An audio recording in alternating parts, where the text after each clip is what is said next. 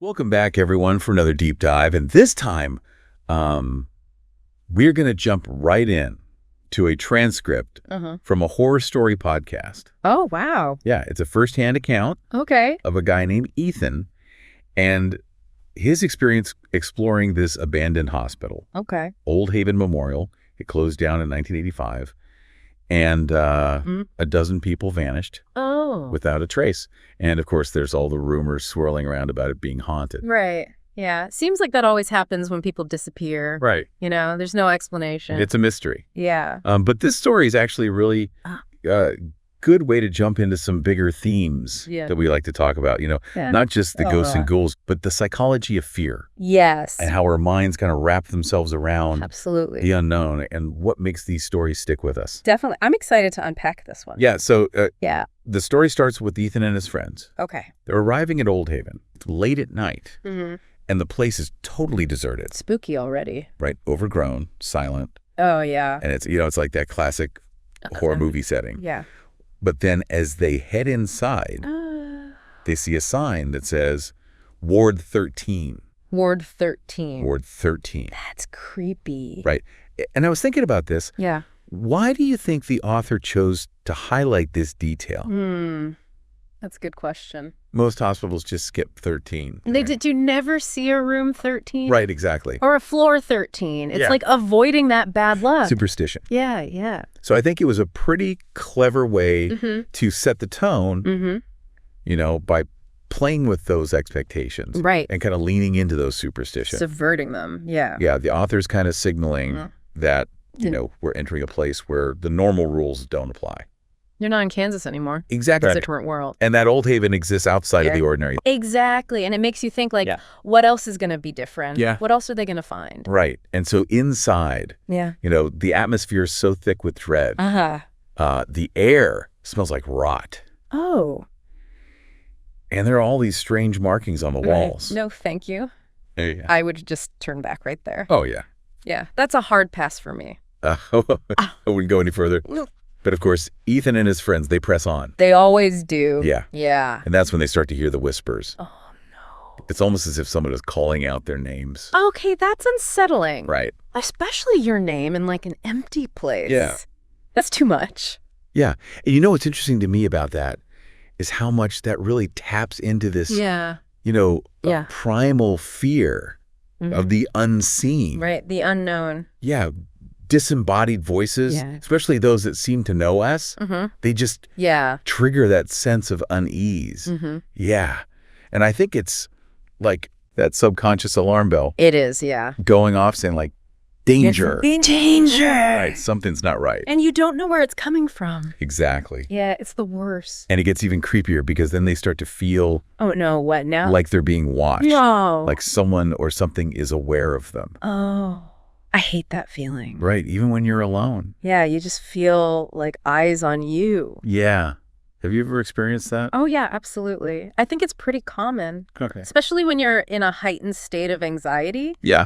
You know, or you're feeling a little bit fearful. Right. Your brain just goes into overdrive. Right, it goes into hypervigilance mode. Yeah, exactly. It's like everything is a threat. Right. You know, every little sound, every little movement. So even a fleeting shadow or a creaking floorboard, it takes on this sinister... Oh, yeah. Yeah, in your mind, it's like, a monster is right there. It's confirmation. Totally. That your fear is real. But then things really start to escalate because one of the doors swings open on its own. And it reveals a room with this large mirror. Okay. And when they shine their flashlights on it, they see this figure reflected behind them. Oh, no. But when they turn around, there's no one there. That's terrifying. Yeah, why do you think mirrors are such I don't know. a potent symbol in horror stories? Well, I think mirrors have always had this kind of mystical quality to them, even outside of horror. Yeah. You know, they represent like duality and reflection. This idea that there might be unseen worlds right there in front of you. Yeah, it's like a portal to another dimension. Like a looking glass. And in horror, that symbolism just gets amplified. Oh, yeah, totally. Yeah. Like it goes to the next level. And it blurs the line between what's real. Totally. It makes you question everything you see. Yeah. Which is, I think, the point of a good horror story. Yeah. Yeah. I mean, I think at this point, most people would be heading for the hills. Right out of there. Yeah. But this is where the story gets even more unsettling because instead of running, they find themselves drawn deeper into the hospital. Okay. So the hospital itself is manipulating them, leading them down a path. Wow. Yeah. It's almost as if they can't escape their curiosity or something. Yeah. And so they start hearing footsteps circling them in the darkness. Oh. Feel an icy touch on their shoulders. That's terrifying. And then one flashlight flickers back on. Okay. Revealing that they're in a completely different hallway. Oh, wow. More decayed, and it's stained with blood. Oh, no. And they follow this trail of blood driven by this agonizing scream that just echoes through the hospital. Oh, gosh. Until they reach a point of absolute silence. Okay. A silence so profound that it's even more terrifying than the screams. Right, because you're just waiting. Yeah, you're just waiting. For something to happen. Yeah. What do you think about this sudden shift to silence? Well, it makes me think that the author is really trying to manipulate the listener's expectations. Right. You know, we've had all this cacophony, all this noise. Yeah, total chaos. And then all of a sudden it's quiet. Dead quiet. And it makes you anticipate what's going to happen next. Right. It's that calm before the storm. Yeah. It leaves you bracing yourself for what's next. Yeah. And what comes next is a truly disturbing image. Okay. They see a woman with a completely blank face. Oh, no. Like it's been erased. Like no features. Nothing. Oh, that's creepy. And there are shadows that are crawling up her legs and moving across the floor. What? Like living things. The shadows are alive. It seems that way. Okay. And then they hear these inhuman sounds, heavy stomping coming from deeper. Oh, no. Within the hospital. They gotta get out of there. I know. Yeah. And they turn and run, but something icy grabs Ethan's arm and tells him to go back. Go back. Yeah, as if... Oh, so they're being pulled toward the thing they're trying to get away from. Exactly. Okay, that's terrifying. But that image of the faceless woman... Yeah. That is particularly chilling. I know, it's so creepy. I think it taps into our fear of the dehumanized. Yeah, you know, this unknown entity that we just can't understand. Yeah. And it's like a visual representation of losing your identity. Right. Like a dissolution of the self. Yeah, and that command to go back. Right. It really suggests that they're not meant to escape. They're not in control. Yeah. It's like there's a bigger game at play. Exactly. It's almost as if they're being, you know, manipulated by these forces. Right. That are beyond their comprehension. Their control. Totally. So they desperately try to find an exit. Okay. But it's like they're trapped. Oh. In a maze. Every door is locked. Every hallway leads them further astray. They're lost. They are. And the hospital feels like it's alive. Oh, no. Changing around them, refusing to let them escape. That is so scary to me. Yeah, and I think that this, you know, labyrinthine structure is actually a common theme. It is, yeah. A lot of different stories. Psychological horror, for sure. And I think that it represents, you know, the character's internal struggles. This inability to escape their fears and anxieties. It's like their mind is the maze. Yeah, the hospital becomes a metaphor for the mind. Yes. It's a place where logic and reason no longer exactly. You can't reason your way out of this. Apply. And the characters are forced to confront their deepest fears. Yeah. To face the darkness within themselves. Yeah. And eventually they find themselves back where they started. Oh, no. Trapped in this endless loop. They're going in circles. The shadows, the whispers. Yeah. The feeling of being watched. Yeah. It all starts again. It's like a nightmare. It's a nightmare. It's like they're reliving their worst fears over and over. Oh, gosh, yeah. The repetition. I think that's key to understanding the psychological themes of the story. Yeah. You know, there's a lesson to be learned. Right. A pattern to be broken. Yeah, and they're being forced to confront these same fears repeatedly. Like the hospital's trying to teach them something. Like, look at this again. Right. Figure it out. And it's not until Ethan starts to change his perspective. To question his assumptions that he begins to break free from this cycle. Right. So he has to change something internally to change the external. Yeah. Okay. Interesting. And so then they stumble into this dark room of the hospital and hear footsteps. Okay. But it feels like the footsteps are their own. Their own. Oh, so they're walking towards themselves? Yeah. Oh, that's creepy. Okay. And they find a piece of paper with a single sentence written on it. Okay, what's it say? Don't believe what you see. Don't believe what you see. Yeah. What do you think the author is trying to convey? Oh, it's brilliant. Yeah. Introducing that element of doubt. Right. It makes us question everything. Yeah. Is this real? What is reality? Yeah. Or is this a manipulation? That's a trick. Is the hospital playing with them? Totally. And by planting that seed of doubt, the author blurs the line between what's real and what's illusion.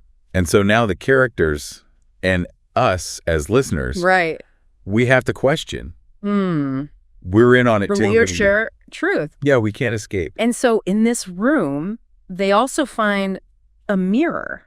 But instead of reflecting their true selves, it shows a darker version of Ethan.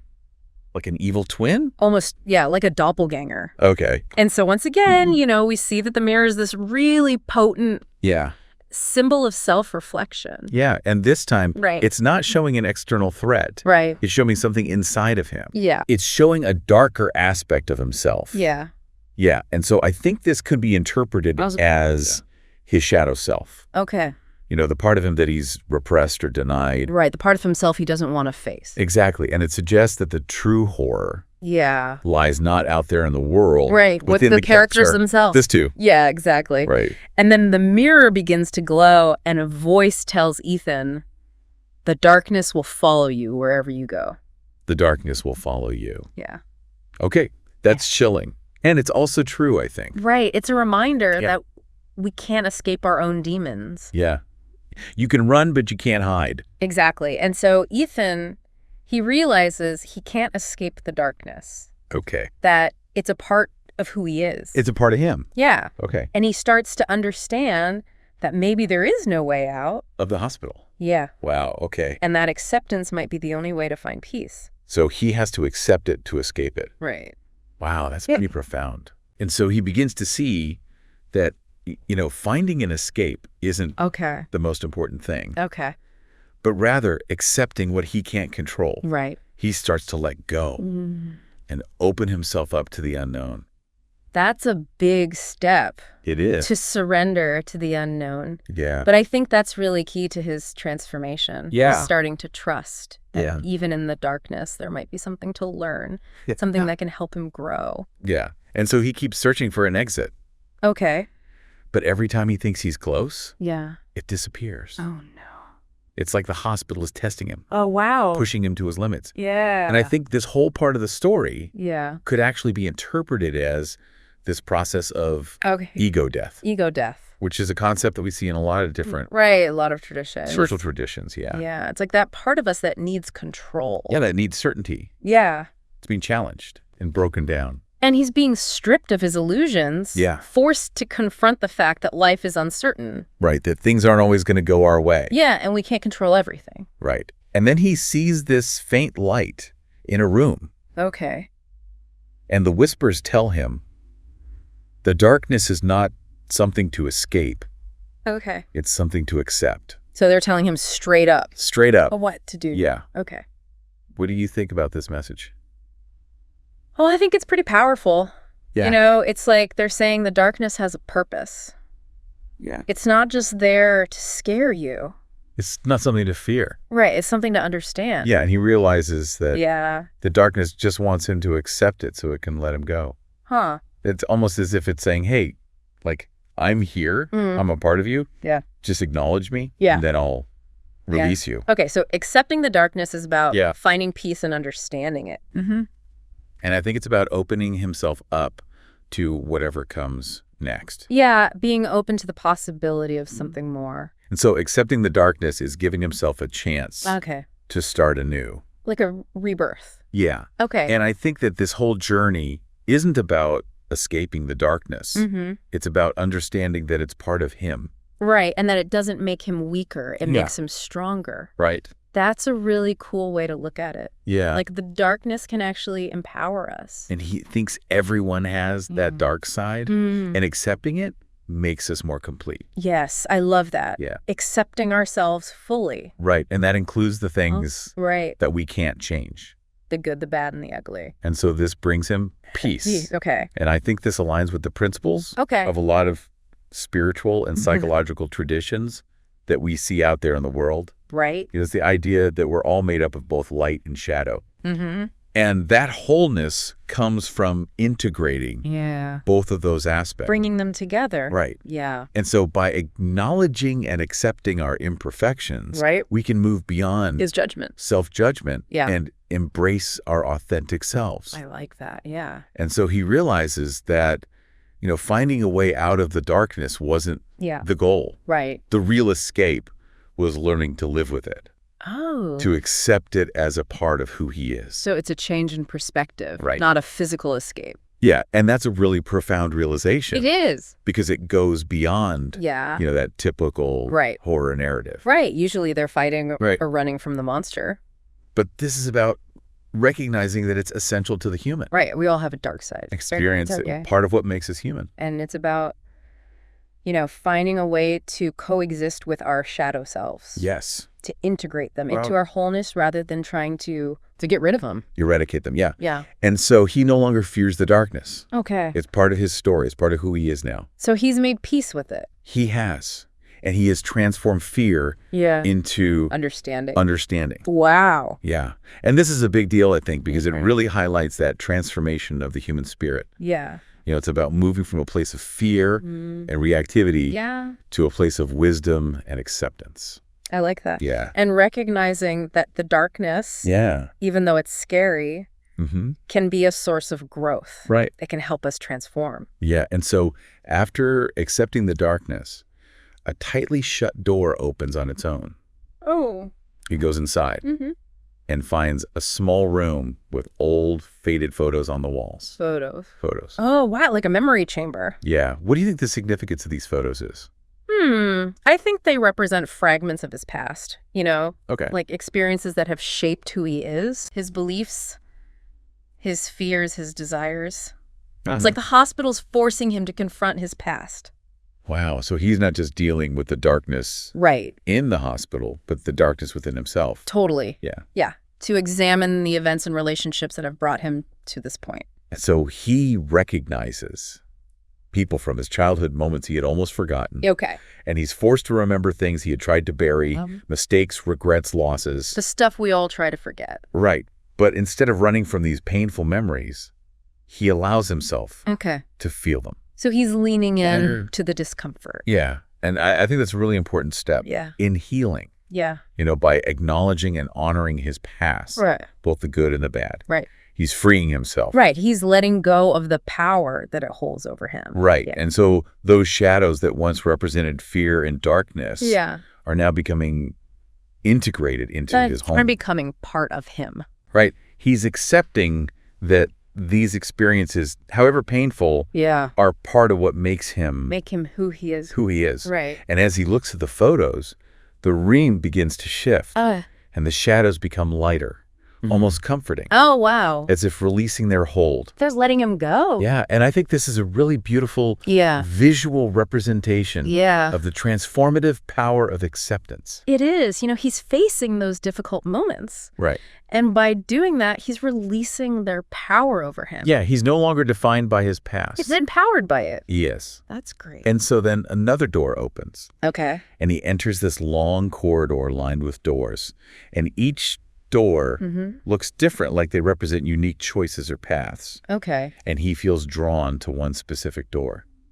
Oh. It's peeling and has a faint glow around the edges. It's calling to him. Yeah. What do you think this corridor symbolizes? I think this is like the crossroads of his life. That point where you have to make a choice about who you want to be. Yeah. Each door represents a potential path, a different version of himself that he can choose. Yeah. And the door that he's drawn to, I think that symbolizes the path that's most aligned with his true self. Okay. The one that resonates with his deepest values and aspirations. So he opens the door. Okay. And finds a room full of mirrors. Some mirrors show him as he is now, others as he was in the past. And some even show versions of him that never existed, versions of who he could have been. So many possibilities. Right. And I think the mirrors here, they represent, that multifaceted nature of his being. Like we contain multitudes. Exactly. Yeah. We're not just one thing. Right, and it's a reminder that, we're not limited to a single fixed identity. Right, we're constantly evolving. We are, and we contain a multitude of possibilities. So many different versions of ourselves. Yeah. Right, and so he reaches out to touch one of the mirrors. Okay. And it shatters. Oh. But instead of feeling fear, he feels a sense of liberation. So breaking the mirror is a good thing. It seems like it, like breaking the mirror released something inside him. I think this symbolizes breaking free from those limiting beliefs and self-perceptions that we all carry. Yeah. It's shattering that illusion of a fixed identity. Yeah. Embracing the fact that we are fluid. We are. And complex. Yeah. So he's letting go of who he thought he was and opening himself up to who he might become. And the room darkens and shadows emerge. From the broken pieces of the mirror swirling around him. Okay. And they whisper, "Accept what you are." Oh, wow. Guiding him towards the center of the room where a single intact mirror remains. So the shadows are helping him? They are. Okay. Yeah, and I think this is such a powerful image of integration. Those shadows that once represented fear and darkness are now guiding him towards wholeness. It's like they're part of the healing process. They are. Okay. Yeah, and that intact mirror, I think it represents his true self. Okay. That core of his being that has remained untouched by the darkness. The real him. Yeah, he's coming to terms with all aspects of himself. Right. The light and the shadow, and recognizing that they're both part of what makes him whole. It's all part of the journey. It is. Yeah. And so as he approaches the mirror, it shows a reflection of him undistorted. Okay. Just him as he truly is. Wow. Stripped of fear and doubt. That's beautiful. Yeah. And he finally feels whole. He does. So he sees himself clearly without judgment, without the distortion. And he's embracing, all aspects of himself, the light and the shadow. Right. And by doing so, he's finding that peace and wholeness that transcends all the darkness that he's been through. It's like he's risen above it. He has. Yeah. And the mirror begins to glow, and the light fills the room, dissolving the shadows. The room's releasing him. It is, yeah. It's symbolic, I think. Okay. Of his liberation from the grip of fear and self-doubt. Yeah. The light represents clarity, understanding, and that acceptance. The acceptance that set him free. Right. And so he steps into the light. Okay. And finds himself in this vast open void, a space that feels full of potential. Oh, wow. Yeah, and I think this void represents those infinite possibilities that are now open to him. Right, like a blank slate. He's transcended the limitations of his past. Yeah. And he's free to create a future that aligns with his true self. And that void isn't empty. Oh. It's full of possibilities just waiting for him to shape them with his intentions and actions. It's all about choice now. It is, and it seems to respond to his thoughts and feelings when he thinks of peace. He sees a tranquil meadow when he thinks of clarity. Okay. The air becomes still and pure. Yeah. So his thoughts are creating his reality. Right. It highlights that power of our thoughts and beliefs. Yeah. What we focus on expands. Right. And so we have the power to create, the reality we desire by aligning our thoughts and actions with our aspirations. Yeah. I love that. And then he sees a figure in the distance, a figure that looks like him, but darker, like the shadow he's been running from. But now he's not afraid. As he walks closer, he realizes it's there to join him, not to harm him. Oh, wow. That's amazing. Yeah, I think this is the final stage of integration. Okay. He's no longer resisting or fearing his shadow self, but welcoming it back. He's embracing the darkness. Into his wholeness. Yeah. Yeah, and he recognizes that the shadow isn't separate from him, but an essential part of his being. Right. It's the culmination of his journey. Yeah. His moment of profound... It's healing and acceptance. Exactly. And so the shadow steps forward and merges with him, and it doesn't feel painful or frightening. It feels like a homecoming, a sense of completion. Oh, that gives me chills. That's so powerful. Yeah, I think that this merging symbolizes... that union of opposites, the integration of light and shadow. It's like yin and yang. It is, yeah. It's that moment of profound healing and wholeness where Ethan is no longer fragmented or divided, but integrated and complete. He's whole. He is. And he realizes that everything he's been through has led to this moment. He's not fighting himself anymore. He's not running. He's finally free. This is such a powerful message about transformation, you know, that the journey through darkness can lead to liberation. And self-acceptance. Yeah. Yeah, he faced his demons, integrated his shadow, and emerged as a more whole and authentic individual. Totally. He's not defined by his past. He's free. He's free to create a new future. Exactly. And the space around him fades, and the light guides him back to where he belongs. And he finds himself outside the hospital, back in the familiar world. He made it out. He did. Wow, that's great. And he's bringing all those lessons with him. He is. Yeah. And he looks back at the hospital. Okay. And it looks different now. It's not menacing or terrifying anymore. It's just a worn, abandoned building. So it's just a building now. Yeah, and that fear that he once felt is gone. Well, that's amazing. It is. And I think this really highlights how our inner transformation can impact our outer reality. Yeah, the world is a mirror. It is. Reflecting back to us what's going on inside. And so the true source of Ethan's fear was within him. And now that he's faced it, the external world reflects that shift. I love that. And he realizes that the hospital wasn't the source of his fear, just the setting for his inner journey. Right. The real fear was always inside him. Yeah. And now it's no longer holding him back. He's free. And he shares his story because he wants others to know that sometimes the things we fear the most aren't meant to destroy us. They're meant to show us what we need to face in order to grow stronger. That's such a beautiful message. Yeah. You know, it's about finding meaning in the darkness. Yeah. Healing and emerging as a more whole person. Exactly. And so what does this all mean for us? What can we take away from Ethan's journey? Well, I think it's an invitation to explore our own abandoned hospitals. Yeah? The fears and shadows that we've been avoiding. You know, Ethan's story reminds us that true freedom lies in confronting those inner demons, integrating our shadow selves, and embracing the fullness of who we are. And that journey might be challenging. But the rewards are so worth it. They are. Yeah. Well, this deep dive has been a fascinating exploration of fear perception and the transformative power of acceptance. What does your abandoned hospital look like? What fears are you avoiding? Ethan's story is a reminder that sometimes the scariest journeys lead to the most beautiful destinations.